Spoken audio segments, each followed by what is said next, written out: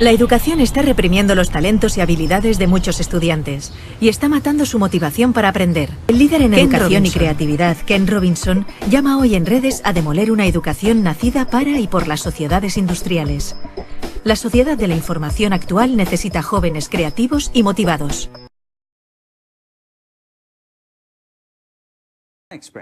Mi experiencia es que la mayor parte de nuestros sistemas educativos están desfasados, son anacrónicos. Se crearon en el pasado, en una época distinta, para responder a retos diferentes. Con el tiempo, se han vuelto cada vez más limitados. En todas partes del mundo hay intentos de reformar la educación, y uno de los grandes mantras es que hay que elevar los estándares. Y me hace gracia porque, por supuesto que deberíamos mejorarlo siempre, pero no sirve de nada aumentarlos si están equivocados. Por ejemplo, en la mayoría de sistemas, se insiste mucho en elevar los estándares de matemáticas y de lengua, que por supuesto son muy importantes, pero no son lo único que cuenta en la educación. Las disciplinas artísticas cuentan, las humanidades cuentan, también la educación física. Si nos planteamos cuál es el propósito de la educación, los políticos a menudo hablan de volver a lo esencial, a lo básico. Y creo que hay que hacerlo.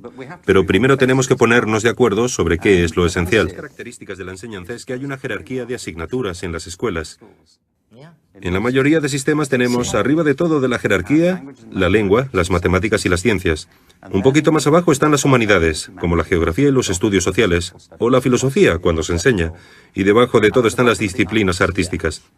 Hay poquísimos sistemas educativos, no conozco ninguno de hecho, que enseñen danza con el mismo rigor y sofisticación con el que se enseñan matemáticas. ¿Por qué hay esta jerarquía? Muchos te dirán, es evidente, tiene que haber una jerarquía. ¿Pero por qué?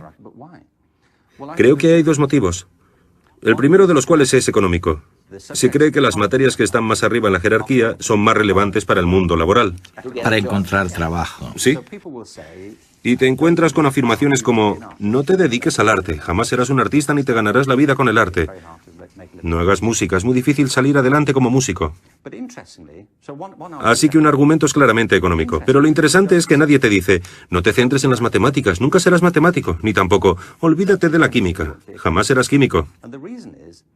Esto se debe a que en nuestra cultura intelectual existe una asociación entre las ciencias y cierto tipo de conocimiento objetivo. La Ilustración y la Revolución Científica crearon un modelo de inteligencia y conocimiento que ha imperado en nuestra cultura. Desde entonces, el arte se ha asociado con la corriente del romanticismo del siglo XIX, con la expresión de sentimientos. Y creo que es un problema enorme, porque esto ha disociado el intelecto de la emoción. Y hemos pasado a considerar ambas cosas como separadas, en detrimento tanto de las artes como de las ciencias. La creatividad ha pasado a asociarse con lo artístico y no con lo científico, porque se cree que la creatividad tiene que ver con la expresión individual de las ideas.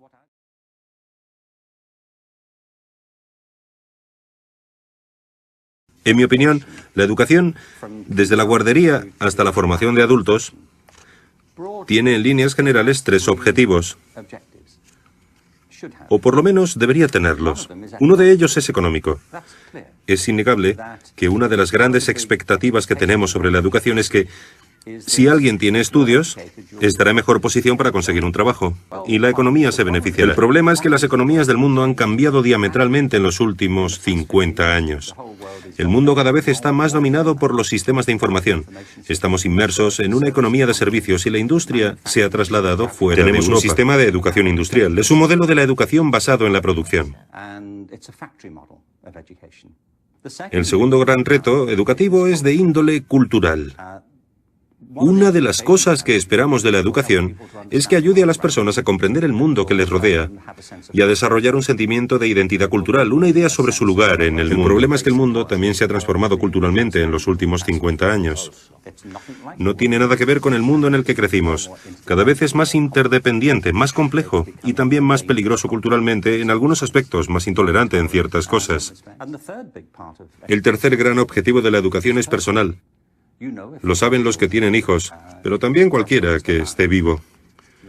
Una de las cosas que esperamos de la educación es que nos ayude a convertirnos en la mejor versión de nosotros mismos, que nos ayude a descubrir nuestros talentos, nuestras destrezas. Y creo que la educación ha fracasado estrepitosamente en ese sentido, puesto que muchos acaban sus estudios sin descubrir lo que se les da bien, sin averiguar jamás sus talentos. Muchos pasan por la escuela y llegan a la conclusión de que carecen de cualquier talento.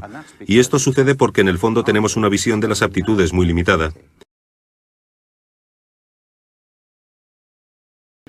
Yo propongo, entre otras cosas, retomar una concepción de la creatividad que nos devuelva la relación entre las disciplinas artísticas y científicas, puesto que ambas salen perjudicadas de la separación. Si queremos saber lo inteligente que es alguien, por lo menos deberíamos aceptar que la inteligencia entraña mucho más de lo que se puede medir en un test de inteligencia. ¿No deberíamos incluir también otras preguntas? Como por ejemplo, ¿sabes componer una sinfonía? ¿Sabes interpretarla? ¿Gestionar un negocio de éxito? ¿Sabes bailar? ¿Sabes escribir una poesía que conmueva a los lectores? Uno de los motivos por los que defiendo con tanta pasión que hay que modificar la educación y replantearse la creatividad es porque me parece que, a no ser que cambiemos nuestra manera de pensar en nosotros mismos, no estaremos a la altura de los desafíos a los que nos enfrentamos ahora. Y si no hacemos frente a los retos, las consecuencias podrían ser desastrosas.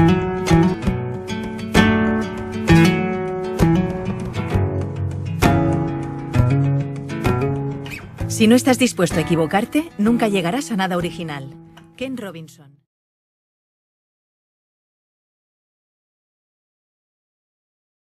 Considero que el currículo del futuro debe tener muy presente la formación integral de la persona, especialmente potenciar las capacidades que cada uno tiene y la credibilidad en sí mismo. En la medida que tú fomentas en la persona ese crecimiento personal, ese desarrollo de la autonomía y el creer en que puede lograr las cosas, en ese sentido podrá hacerlo, porque creer en sí mismo es fundamental para lograr el éxito que cada ser humano desea alcanzar. ¿Qué propondría yo? Yo propondría que siempre se partiera del diagnóstico, o sea, bueno, lógicamente que ahí eso implica un trabajo casi por curso, diría yo, como para no hacerlo pues a llevarlo a nivel individual, pero sí partir del diagnóstico de realmente qué saben los niños cuando llegan, qué quieren aprender y cuáles son sus fortalezas. Desde ahí pienso que ahí ese sería el impacto que debería haber en la cotidianidad de la escuela. Creo que el currículo del futuro debe tener en cuenta la caracterización de los estudiantes, necesariamente debe partir de las necesidades e intereses de los educandos. No podemos pensar que el currículo sea escrito únicamente por una parte de la comunidad educativa, tiene que interactuar todas las partes y efectivamente tiene que estar acorde con el uso de las nuevas tecnologías. Ese es el currículo del futuro. El currículo para el futuro, en primera instancia, tiene que tener en cuenta qué ciudadanos pretende formar y a partir de ahí plantear entonces cuáles son los objetivos que va a desarrollar en términos académicos para poder responder socialmente a lo que se pretende. Es importante también tener en cuenta a partir de esos objetivos qué se va a desarrollar, qué contenidos específicos, qué referentes teóricos y qué relaciones entre esos contenidos. Una parte muy importante tiene que ver con el cómo, y es el aspecto metodológico. Unas buenas estrategias didácticas y metodológicas permitirán desarrollar un currículo de una manera óptima. Lo otro que es supremamente importante es la evaluación. Entonces, ¿cómo se van a desarrollar estos procesos? ¿Cómo van a ser evaluados estos componentes y estos aprendizajes? Es también una parte importante del currículo. Yo lo resumo en tener en cuenta esos 5 elementos.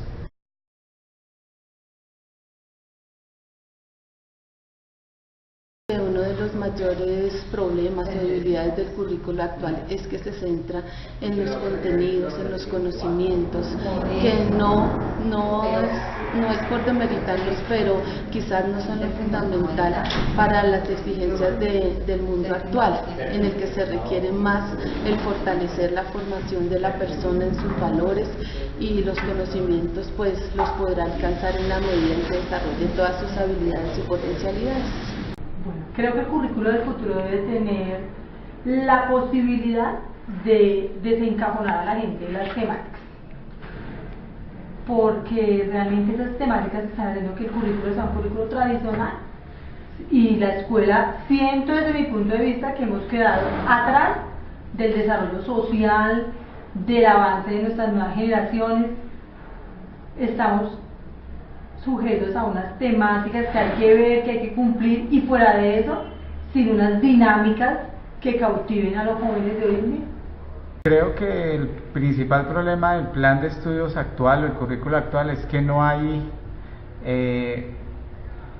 un currículo del panadero, es decir, que cada hora hay una clase, no hay conexión entre conocimientos, sale una clase, la clase no está conectada con la otra, entonces no hay un conjunto de campo de conocimiento, de campo compartido. Entonces creo que ese rompimiento de los contenidos, esa falta de interdisciplinariedad hace que los estudiantes salgan con un conocimiento que no lo relacionan realmente con lo que ellos necesitan. Del currículo actual, que estamos muchas veces muy distantes de las realidades en las que estamos sumergidos. Las poblaciones no son necesariamente lo que nosotros esperamos, hay muchas dificultades sociales y eso evita que nosotros podamos como acercarnos de una manera más adecuada o con estos conocimientos, con estos aprendizajes, trabajar con los muchachos de una manera como más significativa. Por eso es importante establecer unas buenas metodologías, unos buenos qué pretendemos con ellos, qué es lo realmente relevante para que estos chicos sean buenos ciudadanos, personas críticas a futuro.